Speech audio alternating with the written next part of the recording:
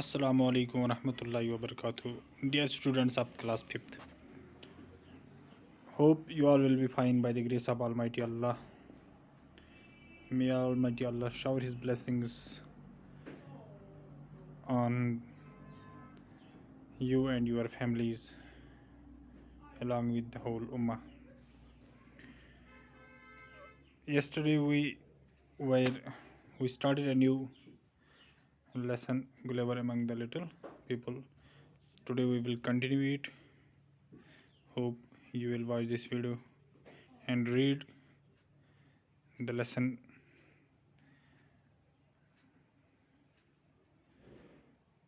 رات پری ٲسۍ گوٚبرو یوٚتانۍ شاباش آز چھِ اَسہِ اَمہِ برونٛہہ پَکُن.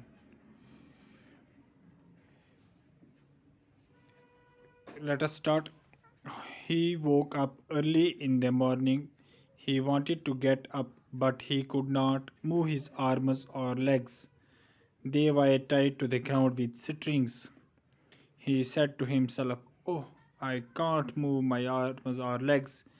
They are tied, and some animal is moving on my body. It is walking to my face. What animal can it be?" It was a tiny man, only 6 inches tall.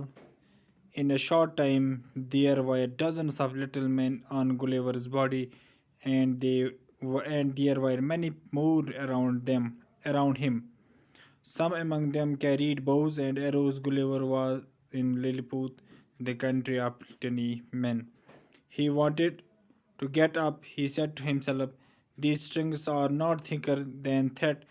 I can easily break them and free myself." He broke one or two strings and was able to move his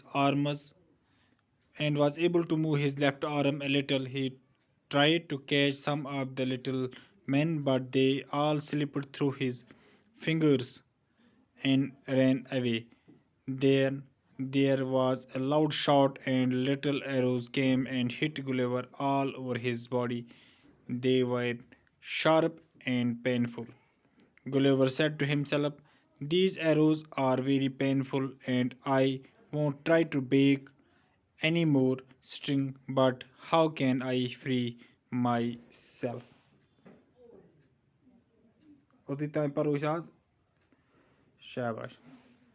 رات پَرے أسۍ کہِ گُلیور یُس ہسا اوس تہٕ یہِ ہسا اوس أکِس جہازَس منٛز. He was the doctor of the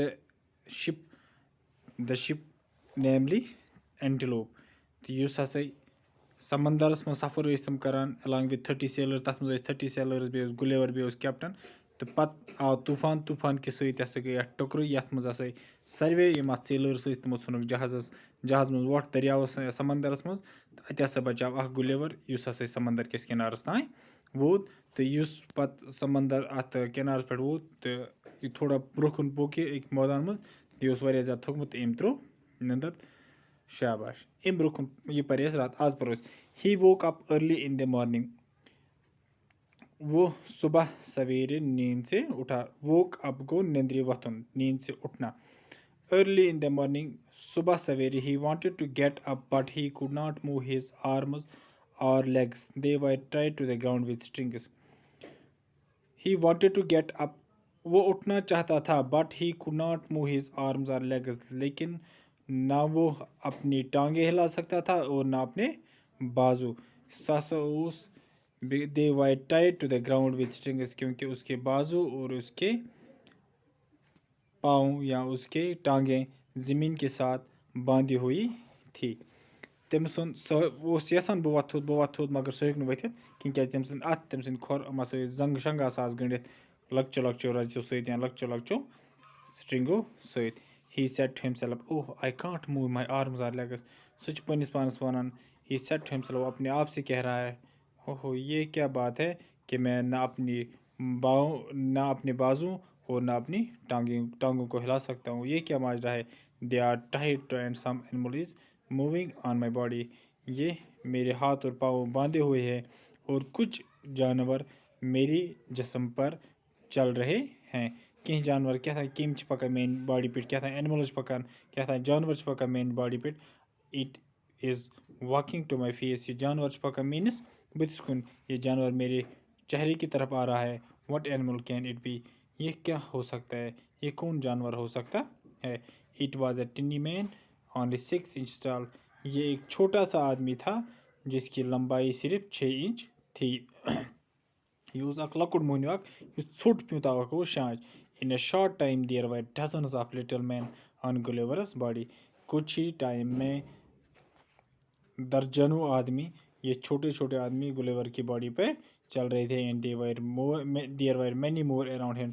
اور گلیور دائیں بائیں اپنی نظریں گھما رہا ہے اور دیکھتا ہے کہ بہت سارے آدمی میرے ارد گرد یا گلیور کے ارد گرد بیٹھے ہوئے ہیں. Some among them carried bows. یِمو منٛز چھِ کینٛژھن اَتھِ bows اینڈ کینٛژھن اَتھِ چھِ arrows. یعنی یَتھ تیٖر کمان وَنان چھِ. Gulliver was in Lilliput the country of tiny man. تو گلیور نے یہ سمجھا کہ میں للی پوتس میں ہوں, یعنی کہ جو وہ ملک جہاں پر انسانوں کا قد بہت چھوٹا ہوتا ہے. He wanted to get up. وہ چاہتا تھا کہ میں اٹھوں, بہٕ وَتھٕ. سُہ اوس یَژھان کہ بہٕ وَتھٕ تھوٚد. He said to himself. پنٛنِس پانَس چھِ سُہ وَنو اپنے آپ نے سے کہہ رہا, دیز اسٹرنگس آر ناٹ تھکر دین تھریڈ. یہ اتنی موٹی, یہ اسٹرنگس اتنی موٹی نہیں, یہ رسی اتنی موٹی نہیں ہے, یہ دھاگے کی مانند ہے. یِم چھِ واریاہ زیادٕ زٔلۍ. یِتھ پٲٹھۍ أسۍ وٕچھان چھِ یہِ پنٛداو چھُ آسان, یِم چھِ یِتھَے پٲٹھۍ ہسا چھِ یِم زٔجہِ. I can easily break them and free myself. بہٕ ہسا ہٮ۪کہٕ آرام سان ژٔٹِتھ تہٕ ہٮ۪کہٕ بہٕ پَنُن پان یَلہٕ کٔرِتھ. He broke 1 or 2 strings and was able to move his left arm a little. تٔمۍ یُتھُے یہِ نٔر کھوٗر نٔر تُج تھوٚد, اَمہِ سۭتۍ ہسا ژھیٚنۍ 2-4 رَز ہسا ژھیٚنۍ ژٕم. He try to catch some of the little men. تہٕ یِم أمۍ سٕنٛزِ باڈی پٮ۪ٹھ یِم لِٹل مین ٲسۍ پَکان, یہِ اوس ہٮ۪وان یِمن رَٹُن. تہٕ مگر یِم ہسا ژٔلۍ أمِس زالیو مٔنٛزۍ. یِم ہسا ژٔلۍ, یِم ہسا گٔے أمِس سِلِپ ہسا ژٔلۍ یِمو زالیو مٔنٛزۍ یا أنٛگجو مٔنٛزۍ ہسا ژٔلۍ یِم. Then there was a loud shout and little arrows came and hit.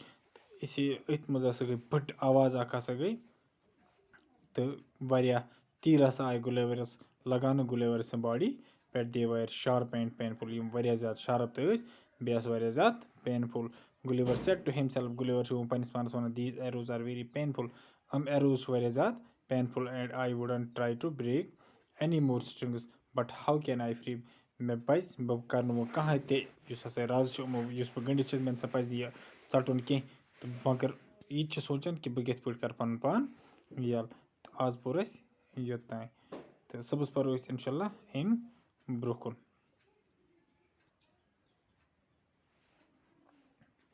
شاباش. تۄہہِ چھُ ہوم اٮ۪ساینمٮ۪نٛٹ ترٛاوٕ بہٕ کہِ یِمن وٲڈن ہُنٛد یَتھ بہٕ انڈرلاین کَڑٕ تِمن کٔرۍ زِ ڈِکشنٔری پٮ۪ٹھ لیکھِو تُہۍ تِہُنٛد معنے. شاباش. گۄڈنیُک وٕچھو أسۍ ووک اپ, نیٖند سے اُڈنا. یِتھَے پٲٹھۍ لیکھِو تُہۍ واکنگ ٹُو ماے فیس. شاباش. ٹایڈ. شاباش. یِتھَے پٲٹھۍ ؤنِو تُہۍ اراوُنڈ ڈزن